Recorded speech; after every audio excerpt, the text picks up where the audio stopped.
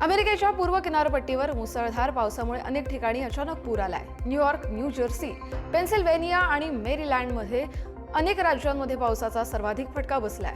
पावसामुळे वाहतूक व्यवस्था मोठ्या प्रमाणात विस्कळीत झाली आहे। अनेक प्रमुख महामार्गांवर पाणी साचल्यानं गाड्या अडकल्यात। लोकांना वाचवण्यासाठी बचाव कार्य देखील सुरू आहे। पावसामुळे अनेक ठिकाणी वीज पुरवठा देखील खंडित झालाय। या भागात पुढील काही दिवस पाऊस सुरू राहण्याची शक्यता असल्यानं नागरिकांना गरज असल्याशिवाय घराबाहेर न पडण्याचं आवाहन करण्यात आलंय। न्यूयॉर्क शहरात मुसळधार पावसामुळे ग्रँड सेंट्रल स्टेशनच्या ट्रेन प्लॅटफॉर्मवरती पाणी साचलंय। जोरदार पावसामुळे पूर्व किनारपट्टीवर ठिकठिकाणी अचानक पूर आला, त्यामुळे न्यूयॉर्क शहरात याचा सर्वाधिक फटका बसला। त्यामुळे मेट्रो नॉर्थ रेल्वेसह शहरातील अनेक भुयारी रेल्वे सेवा विस्कळीत झाल्या। अनेक ठिकाणी छतातून देखील पाणी गळत असल्याने प्रवाशांना मोठ्या अडचणींचा सामना करावा लागतोय। अनेक रेल्वे मार्गांवर उशिरा किंवा सेवा रद्द केल्याच्या सूचना देखील जारी करण्यात आल्यात। अमेरिकेच्या पूर्व किनारपट्टीवर मुसळधार पावसामुळे नागरिकांचे मोठे हाल झालेत। फिलाडेल्फिया ते न्यूयॉर्क शहरापर्यंत पुराचं पाणी साचल्याने मोठा फटका बसलाय। वाहतुकीला देखील मोठा फटका बसला असून विमानांची उड्डाणंही खोळंबली आहेत। न्यूयॉर्कमधील अनेक रस्ते, रेल्वे स्थानकं बंद पडली आहेत। मॅनहॅटनमध्ये तर पाणी ओसंडून वाहत आहे। ॲमट्रॅकने सेवा थांबवली आहे, त्यामुळे इतर रेल्वे सेवेवर देखील त्याचा परिणाम झालाय। क्वीन्स भागातील महामार्गावर वाहनं अडकली, त्यानंतर पोलिसांनी बचावकार्य सुरू केलं। मेयर एरिक ॲडम्स यांनी नागरिकांना अनावश्यक प्रवास टाळण्याचं आवाहन केलंय, तर पुढचे 24 तास देखील पावसाचा इशारा देण्यात आलाय। अर्जेंटिनामधील एका रुग्णालयात भेसळयुक्त फेंटानिल घेतल्यामुळे 50हून अधिक लोकांचा मृत्यू झालाय। या घटनेनंतर पीडितांच्या कुटुंबियांनी न्याय मिळावा अशी मागणी केली आहे। ब्युनोस आयर्स परिसरातील एका रुग्णालयात ही घटना घडली। रुग्णांना वेदनाशामक म्हणून फेंटानिलचं इंजेक्शन देण्यात आलं, मात्र नंतर हे औषध भेसळयुक्त असल्याचं समोर आलं, ज्यामुळे अनेकांना गंभीर शारीरिक त्रास झाला। या प्रकरणी पोलिसांनी काही लोकांना अटक केली असून औषधाच्या वितरणात आणि भेसळ करण्यात गुंतलेल्या टोळीचा शोध सुरू आहे। अमेरिका आणि थायलंडने प्रस्तावित आयात शुल्काचा दर 19% निश्चित करण्यावर सहमती दर्शवली आहे। थायलंडचे अर्थमंत्री विजय चुनावाजिरा यांनी ही माहिती दिली आहे। सुरुवातीला हा दर 36% इतका होता। हे दर व्हिएतनाम, कंबोडिया आणि फिलिपिन्सच्या दरांशी समान आहेत। या कराराला थायलंडच्या मंत्रिमंडळाने मंजुरी दिली आहे। हा निर्णय दोन्ही देशांमधील घनिष्ठ मैत्री आणि आर्थिक भागीदारीचं प्रतीक असल्याचं पिचई यांनी सांगितलंय। तर काही क्षेत्रांना मात्र आव्हानांना सामोरं जावं लागू शकतं, असं देखील त्यांनी स्पष्ट केलंय। इस्रायलकडून गाझापट्टीमध्ये मोठ्या प्रमाणात हल्ले सुरूच आहेत। या हल्ल्यांमध्ये मोठ्या प्रमाणात जीवितहानी होताना पाहायला मिळते। तसंच अलीकडच्या काळात गाझापट्टीवर झालेल्या हवाई हल्ल्यांमध्ये अनेक इमारतींचं देखील मोठं नुकसान झालंय, त्यामुळे अनेक पॅलेस्टिनी नागरिक मारले गेलेत। या हल्ल्यांमध्ये लहान मुलांचा देखील मोठ्या प्रमाणात समावेश आहे। तर दुसरीकडे हमासच्या दहशतवादी तळांना आम्ही लक्ष्य करत असल्याचा दावा इस्रायलच्या सैन्याकडून करण्यात येतोय। गाझामधील मध्यपट्टीतील डेर अल बालाह या भागात शुक्रवारी मदत साहित्य हवाई मार्गाने पोहोचवलं गेलं। जॉर्डन, इजिप्त, फ्रान्स आणि जर्मनीसह 7 देशांच्या मालवाहू विमानांनी मदत सामग्री गाझातील विविध भागांमध्ये वितरित केली। काही सामग्री इस्रायलने रेड झोन म्हणून घोषित केलेल्या भागात देखील पाडली। इस्रायली लष्कराने काही तासांसाठी युद्धविराम दिल्यानंतर मदत पुरवठा पुन्हा सुरू झालाय, मात्र अत्यंत आवश्यक मदत अजूनही कमी पडतेय। सुरक्षा अभावामुळे भुकेलेल्यांना अन्न पोहोचवणं कठीण झालंय, तर दुसरीकडे मदत म्हणून पाठवलेल्या गोष्टी काळ्या बाजारात देखील विकल्या जात आहेत। गाझा आणि इस्रायलमध्ये झिकीम क्रॉसिंगवर हजारो लोक पीठ घेऊन परत येताना दिसले, पण या परिसरात झालेल्या गोळीबारामुळे अनेक जण जखमीही झालेत। मी 9 लोकांसाठी पीठ आणायला गेलो होतो, पण त्याच वेळी गोळीबार झाला, असं तिथल्या एका 23 वर्षीय तरुणाने सांगितलंय। गाझामधील सध्याची परिस्थिती प्रचंड वाईट झाली आहे। अमेरिकेचे विशेष दूत स्टीव्ह विटकॉफ इस्रायलमध्ये दाखल झाले। गेल्या 24 तासात 91 पॅलेस्टिनी नागरिक ठार झाले असून 600हून अधिक जखमी आहेत, अशी माहिती गाझा आरोग्य मंत्रालयाने दिली आहे। दरम्यान विटकॉफ आणि राजदूत माईक हकाबी गाझातील अन्न वितरणाची पाहणी करणार आहेत। अथेन्समध्ये शेकडो निदर्शकांनी गाझा युद्धाचा निषेध केलाय। लोकांनी युद्ध थांबवण्याची आणि गाझाला अधिक मदत पाठवण्याची मागणी केली आहे। कम्युनिस्ट पक्षाशी संबंधित कामगार संघटनांनी हा निषेध मोर्चा आयोजित केला होता। याच दरम्यान अमेरिकेचे विशेष दूत स्टीव्ह विटकॉफ आणि राजदूत माईक हकाबी गाझामधील सद्य परिस्थितीवर चर्चा करण्यासाठी इस्रायलमध्ये पोहोचलेत। 7 ऑक्टोबरपासून सुरू झालेल्या संघर्षात व्हाईट हाऊसने सांगितले की शुक्रवारी ते गाझातील अन्न वितरणाची पाहणी करतील। 7 ऑक्टोबरपासून सुरू आहे ही पाहणी आणि त्यानंतर पॅलेस्टाईन नागरिकांनी प्राण गमावलेत अशी माहिती देखील समोर आली आहे। जर्मनीचे परराष्ट्र मंत्री योहान वाडेफुल यांनी पॅलेस्टिनी ख्रिश्चन टायबेह गावाला भेट दिली आहे. वेस्ट बँक भागातील या गावात इस्रायली वसाहतवाद्यांनी गेल्या काही आठवड्यांपासून हिंसाचार सुरू केलाय, ज्यात अनेक घरं आणि चर्च जाळली गेली आहेत. वाडेफुल यांनी हिंसाचाराचा तीव्र निषेध केला असून हे गुन्हेगारी आणि दहशतवादी कृत्य असल्याचं म्हटलंय. जर्मनी सध्या युरोपियन स्तरावर वसाहतवाद्यांवर निर्बंध घालण्याचा विचार करत आहे. वाडेफुल यांनी इस्रायली वसाहतींना अडथळा मानले, तसंच पॅलेस्टिनी राज्याला मान्यता देण्यास विरोध करणार नाही असंही स्पष्ट केलंय. जगभरातील 200हून अधिक देशांनी व्यापार आणि टॅरिफ टीमशी संपर्क साधलाय. आम्ही आमच्या प्रमुख व्यापार भागीदारांना प्राधान्य देणार आहोत, अशी माहिती व्हाईट हाऊसच्या प्रवक्त्या फ्रेडरिक क्रॅलोनिन लेविट यांनी दिली आहे. तर व्यापार टीम सातत्यानं कार्यरत असून शक्य तितक्या देशांशी संपर्क साधण्यासाठी दिवस रात्र काम करते, असंही त्यांनी स्पष्ट केलंय. जर एखाद्या देशाने अमेरिकेने घातलेले नियम ऐकले नाहीत तर त्यांना मध्यरात्रीपर्यंत पत्र दिलं जाईल, तसंच कार्यकारी आदेशाच्या स्वरूपात उत्तरही मिळेल, असं लेविट यांनी स्पष्ट केलंय. अमेरिकेने व्हाईट हाऊसमध्ये $200 म्हणजे सुमारे 1600 कोटी रुपये खर्च करून एक भव्य स्टेट बॉलरूम बांधण्याची घोषणा केली आहे. नवीन बॉलरूम सध्याच्या ईस्ट रूमपेक्षा मोठी असणार आहे, तसंच त्यात 650 पाहुण्यांसाठी बसण्याची व्यवस्था असेल. व्हाईट हाऊसमध्ये सध्याच्या जागेच्या मर्यादेमुळे मोठ्या सरकारी कार्यक्रमांसाठी तंबू उभारावे लागत होते. ही समस्या बॉलरूममुळे आता दूर होणार आहे. या प्रकल्पासाठी सप्टेंबरपासून बांधकाम सुरू होईल. राष्ट्राध्यक्ष डोनाल्ड ट्रम्प आणि इतर देणगीदार हा खर्च उचलणार आहेत. अमेरिकेच्या बॉस्टन, कोलंबस, डॅलस, ॲडिसन आणि सॅन होजेसह अशा 8 नवीन भारतीय काउन्सिलर अर्ज केंद्रांची स्थापना करण्यात आली आहे, अशी माहिती अमेरिकेतील भारताचे राजदूत विनय मोहन यांनी क्वात्राला दिली आहे. तसंच आम्ही लवकरच लॉस एंजेलिसमध्ये आणखी एक भारतीय काउन्सिलर अर्ज केंद्र उघडणार आहोत, असं त्यांनी म्हटलंय. तर या नव्या केंद्राच्या स्थापनेमुळे भारतीय काउन्सिलर सेवांचा विस्तार मोठ्या प्रमाणावर होणार असून संबंधित सेवा आणि वितरण क्षमतेत लक्षणीय वाढ होईल, असा विश्वास देखील त्यांनी व्यक्त केला आहे.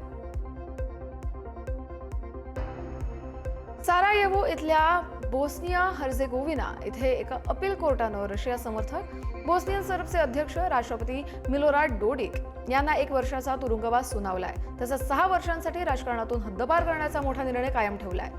डोडिक यांच्या फुटीरतावादी कृतींमुळे बाल्कन राष्ट्रातील तणाव वाढला.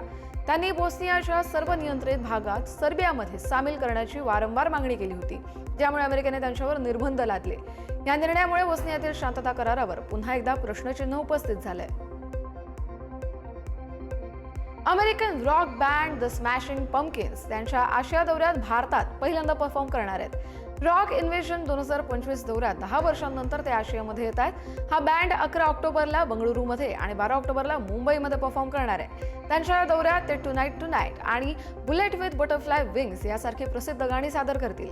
द स्मॅशिंग पंपकिन्सला भारतात आणणं हे देशातील संगीत क्षेत्रासाठी मोठं यश असल्याची प्रतिक्रिया EVL लाईव्हच्या दीपक चौधरी यांनी दिली आहे. युन्नान प्रांतातील दाली इथल्या एरहाई तलावात मोठ्या प्रमाणात प्रदूषण झालं होतं. त्यामुळे दाली सरकारने नदी स्वच्छ करण्यासाठी उपाययोजना करण्यास सुरुवात केली. संवर्धन, पाणथळ जागेचं पुनर्वसन, वनस्पती पुनर्स्थापना आणि सांडपाणी नियंत्रणामुळे तलावाचं पर्यावरण सुधारलंय. या उपाययोजनांमुळे स्थानिक व्यवसायांना देखील मोठी चालना मिळाली आहे. तिथल्या एका कॅफेने सोशल मीडियावर तब्बल 500 दशलक्षहून अधिक व्ह्यूज मिळवले. तर होमस्टे व्यवसायात देखील मोठी वाढ झाली आहे. सरकारने सांस्कृतिक पर्यटनाला नवा आयाम दिलाय. यासाठी परवाना प्रक्रिया देखील सुलभ करण्यात आली आहे. चीनच्या फुदान विद्यापीठाने जगातील पहिली फिरती आण्विक पुरातत्व प्रयोगशाळा सुरू केली आहे. ही प्रयोगशाळा शिंजियांग प्रांतातील प्राचीन सिल्क रोड स्थळांचा शोध घेण्यासाठी कार्यरत करण्यात आली आहे. अत्याधुनिक तंत्रज्ञान आणि आण्विक पुरातत्व शास्त्राच्या पद्धतींचा वापर करून या प्रकल्पाचं उद्दिष्ट सांस्कृतिक वारशाचं संरक्षण आणि शिंजियांगच्या सांस्कृतिक पर्यटन उद्योगाच्या विकासाला चालना देण्याचं आहे. या प्रयोगशाळेने शिंजियांगमधील ऐतिहासिक स्थळांवर संशोधन करण्यास सुरुवात देखील केली आहे, ज्यामुळे स्थानिक अर्थव्यवस्थेला मोठा फायदा होणार आहे. पूर्व चीनच्या जियांगशी या प्रांतातील नानचांग या भागात चीनी पीपल्स लिबरेशन आर्मी म्हणजेच PLAचा 98वा स्थापना दिवस मोठा उत्साहात साजरा झाला. यावेळी 22 स्क्वेअरमध्ये ध्वजारोहण समारंभ पार पडला. या समारंभाला 98 निवृत्त सैनिकांसह हजारो स्थानिक नागरिक आणि पर्यटकांनी हजेरी लावली. 1 ऑगस्टला दरवर्षी साजरा होणारा हा दिवस 1927च्या नानचांग उठावाचं स्मरण करणारा आहे, ज्याला PLAची सुरुवात देखील मानली जाते. या ऐतिहासिक क्षणाचे साक्षीदार होण्यासाठी मोठ्या संख्येने लोक जमले होते.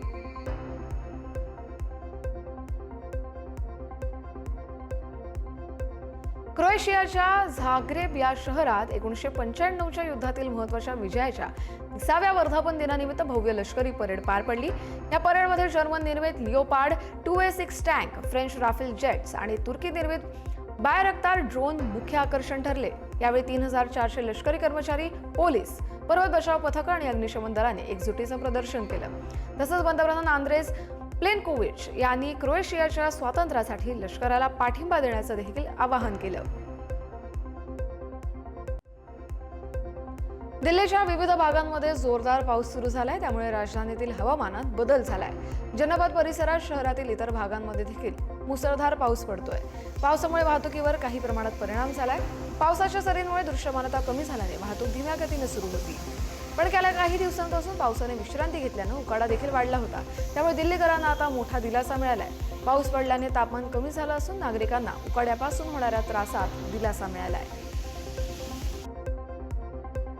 भारताला स्वातंत्र्य मिळून 75 वर्ष झाली तरीही अनेक ग्रामीण भागांचा विकास होऊ शकलेला नाही. बेळगाव जिल्ह्यातील खानापूर तालुक्यात घनदाट जंगलात वसलेल्या कोंगळा या गावात अजून साधा रस्ताही नाहीये. या जंगलातून एका रुग्णाला 8 किलोमीटर पर्यंत चिखलातून पावसातून न्यावं लागलं. 5 ते 6 गावकऱ्यांनी या रुग्णाला खुर्चीला बांबू बांधून तब्बल 8 किलोमीटरचं अंतर कापलं. अखेर भयंकर अडचणींचा सामना करत रुग्णाला खासगी हॉस्पिटलमध्ये दाखल करण्यात आलं. या घटनेनंतर जिल्हा प्रशासनाने लक्ष घालून त्यात योग्य उपाययोजना कराव्यात अशी मागणी केली जाते. गुजरातच्या गांधीधाम कांडला महामार्गावर एका ट्रेलरला मोठी आग लागली. आगीवर नियंत्रण मिळवण्यात अग्निशमन दलाच्या जवानांना यश आलंय. यामध्ये ट्रेलरचं मात्र मोठं नुकसान झालंय. या घटनेमुळे महामार्गावरील वाहतुकीला अडथळा निर्माण झाला होता. आग कशामुळे लागली याचं कारण अजून अस्पष्ट आहे. सुदैवाने या दुर्घटनेत कोणतीही जीवितहानी झाली नाहीये. या प्रकरणी आता अधिकचा तपास सुरू आहे. जम्मू काश्मीरच्या रामबन जिल्ह्यातील सिद्धू गावाजवळ असलेल्या 1856 मेगावॅटच्या सावलकोट जलविद्युत प्रकल्पाच्या बांधकामासाठी निविदा प्रक्रिया सुरू झाली आहे. हा प्रकल्प चिनाब नदीवर उभारला जाणार असून हा जम्मू काश्मीरमधील सर्वात मोठा जलविद्युत प्रकल्प बनणार आहे. यामुळे या भागातील पायाभूत सुविधा आणि रोजगाराला चालना मिळेल अशी अपेक्षा आहे. प्रकल्पाची अंदाजित किंमत सुमारे 22,704 कोटी रुपये असून तो 2 टप्प्यात पूर्ण करण्याचं उद्दिष्ट आहे. हा प्रकल्प पूर्ण झाल्यावर जम्मू आणि काश्मीरसह संपूर्ण देशाच्या ऊर्जा सुरक्षेला मदत करेल. पंतप्रधान नरेंद्र मोदी 2 ऑगस्टला वाराणसीच्या दौऱ्यावर जाणार आहेत. यावेळी ते पंतप्रधान मोदी वाराणसीमध्ये सुमारे 2200 कोटी रुपयांच्या अनेक विकास प्रकल्पांची पायाभरणी आणि उद्घाटन करणार आहेत. त्यामुळे पंतप्रधानांच्या वाराणसी दौऱ्याच्या पार्श्वभूमीवर शहरात जय्यत तयारी केली जाते. या प्रकल्पांमध्ये पायाभूत सुविधा, शिक्षण, आरोग्य सेवा, पर्यटन, शहरी विकास आणि सांस्कृतिक वारसा यासारख्या क्षेत्रांचा मोठा समावेश आहे. राष्ट्रपती द्रौपदी मुर्मू यांनी एम्स देवघरच्या पहिल्या पदवीदान समारंभास उपस्थिती लावली. यावेळी राष्ट्रीय स्तरावर आयोगाशी संबंधित खिशातून होणारा खर्च लोकांवर कमी करण्यासाठी प्रयत्नशील राहावं असा सरकारचा प्रयत्न असल्याचं मुर्मू यांनी म्हटलं. तर या राष्ट्रीय प्रयत्नांमध्ये एम्स देवघर सारख्या संस्थांची आणि तुमच्यासारख्या डॉक्टरांचीही संस्था म्हणून महत्त्वपूर्ण भूमिका असल्याचं राष्ट्रपती द्रौपदी मुर्मू यांनी म्हटलं. देशाच्या उपराष्ट्रपती पदासाठी निवडणुकीची घोषणा करण्यात आली आहे. 9 सप्टेंबर 2025ला उपराष्ट्रपती पदासाठी मतदान होणार असल्याचं निवडणूक आयोगाने अधिकृतपणे जाहीर केलंय. जगदीप धनखड यांनी राजीनामा दिल्यानंतर उपराष्ट्रपती पदासाठी ही निवडणूक पार पडेल. लवकरच नामांकन प्रक्रिया आणि उमेदवारांची नावं जाहीर होण्याची शक्यता आहे. त्यामुळे भारताचे नवे उपराष्ट्रपती कोण असतील याकडे आता अवघ्या भारताचं लक्ष लागलंय.